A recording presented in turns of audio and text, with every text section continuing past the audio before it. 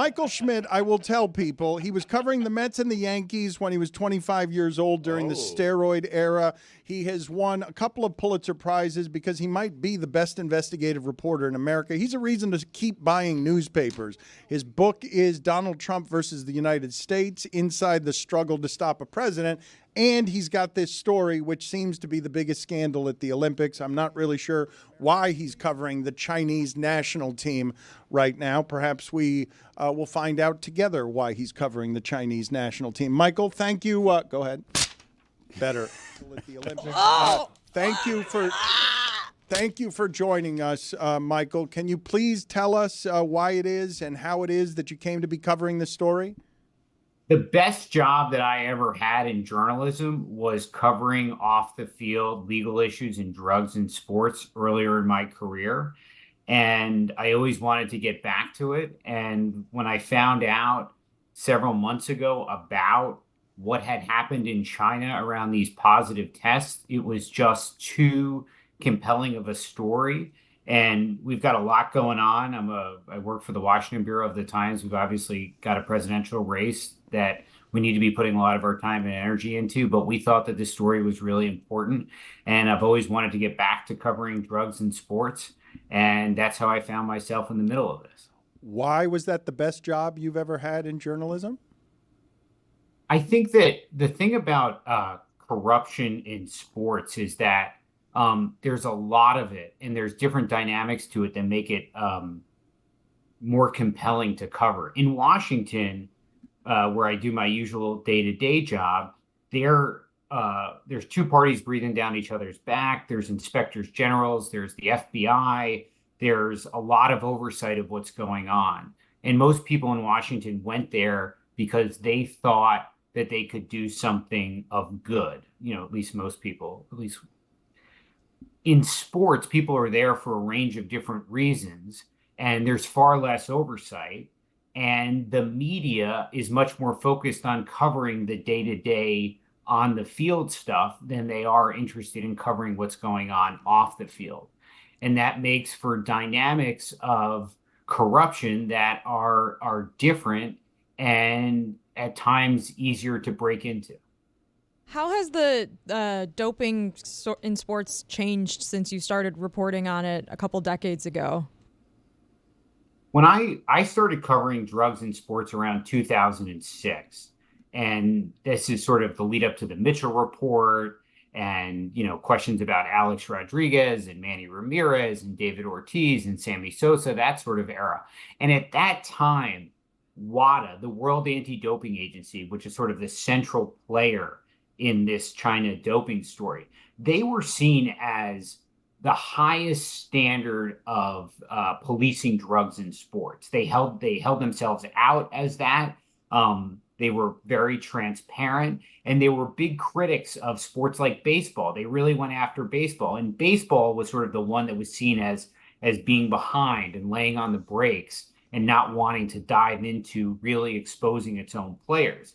When I come back to the story, several months ago, WADA is a different entity, and the questions about it are whether this group, which is supposed to be ensuring that there's a level playing field in sports, that sports are clean, there's questions about whether they are doing their job. Are they laying on the brakes for athletes? Are they unwilling to go after players? And that's a big change from when the last time I covered this story. To recap for the listener, 23 top-tier Chinese swimmers tested positive for a banned substance months before the Tokyo Olympics. The Chinese cleared them of doping, blaming a hamburger in a hotel kitchen. And I think I have this right when I say nobody knew it until your first story in April, right? So this is a cover-up? Yeah, and there's another important part that you need to know, which is that just a day ago, we broke a story that there's a current member of the Chinese swimming team who's scheduled to race in a very important relay on Thursday, who tested positive in 2022 and was cleared last December of doping. And no one knew about this. It was not publicly announced. And they blamed hamburgers for that positive test. And there's a lot of questions about whether that's another example of the Chinese anti-doping authorities and the World Anti-Doping Agency not holding athletes to account. No one knew about this. No one knew that there was this swimmer who had an incredibly powerful steroid in her system as recently as 2022, who's in the, scheduled to be in the pool in Paris. And what was the excuse given for that one, Mike? Because I'm curious, when WADA allows this to happen, it doesn't feel like they used to allow for, hey, it was just some hamburger meat, that's okay. It doesn't feels like they're being a lot more loose with their rulings here. So, not to go too inside doping on this, but basically, if you're going to beat a doping allegation, you need to prove essentially how you were an unwitting victim of contamination. And in this case, the case that we're talking about here with this swimmer who's in Paris, they were never able to prove actually how she was contaminated with this hamburger. And they just said, we think it was meat because we think some meat in China may be tainted with this substance, but they were never able actually to show how it exactly happened.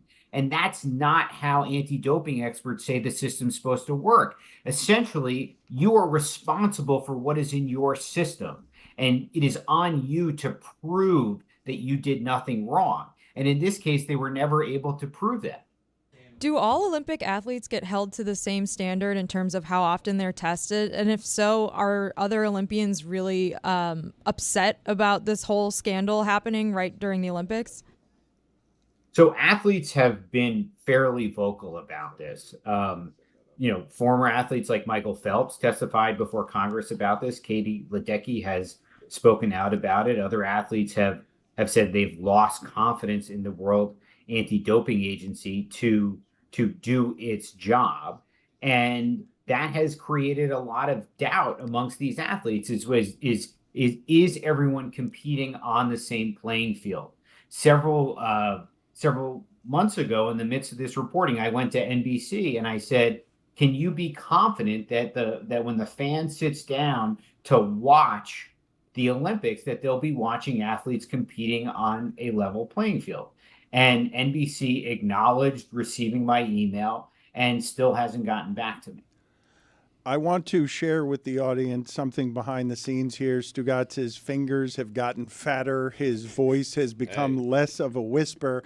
And so very often he's trying to talk to me privately, but some of the stuff leaks out over the air when he should just be talking to me.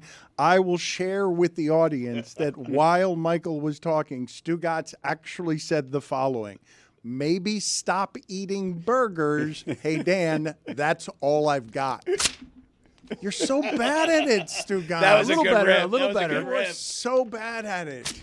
Oh, that was good. It felt good. I mean, I haven't been watching like every swimming event in the Olympics, admittedly, but I did hear NBC briefly mention this when one of the Chinese swimmers, I can't remember which one it was about to dive into the pool before an event.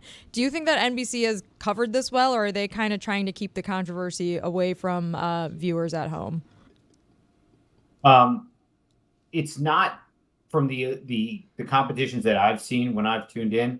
It doesn't seem to be a central talking point of what's going on.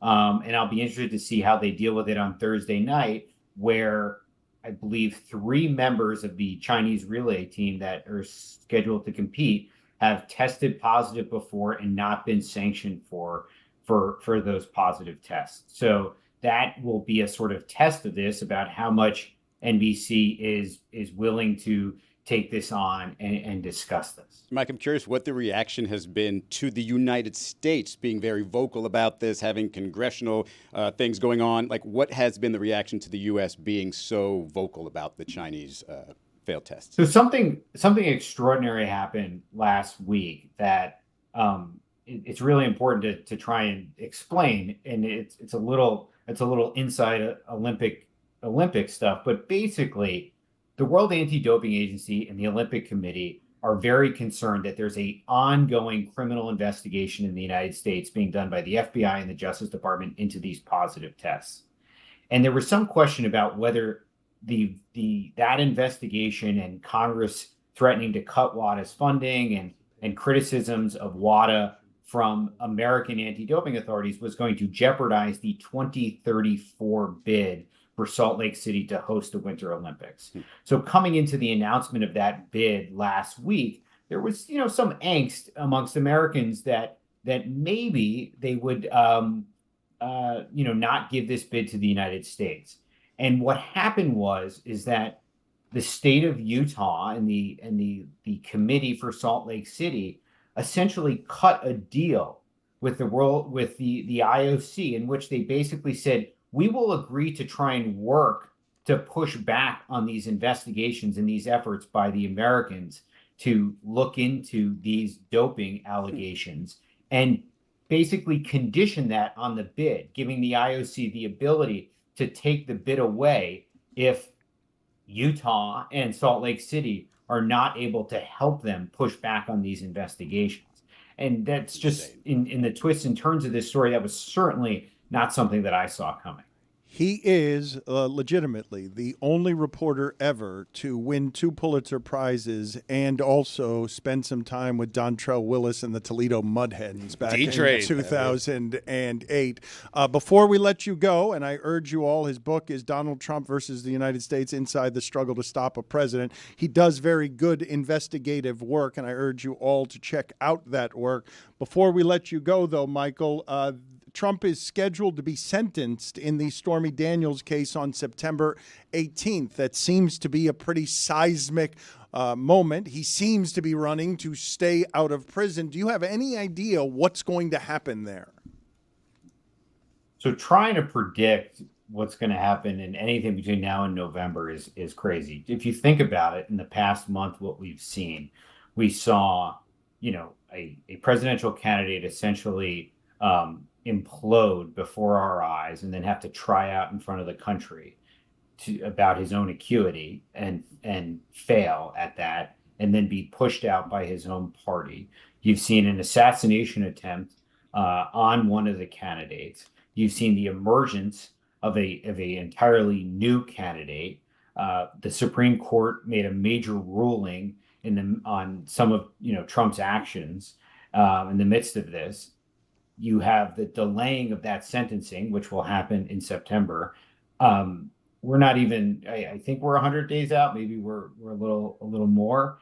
So who knows?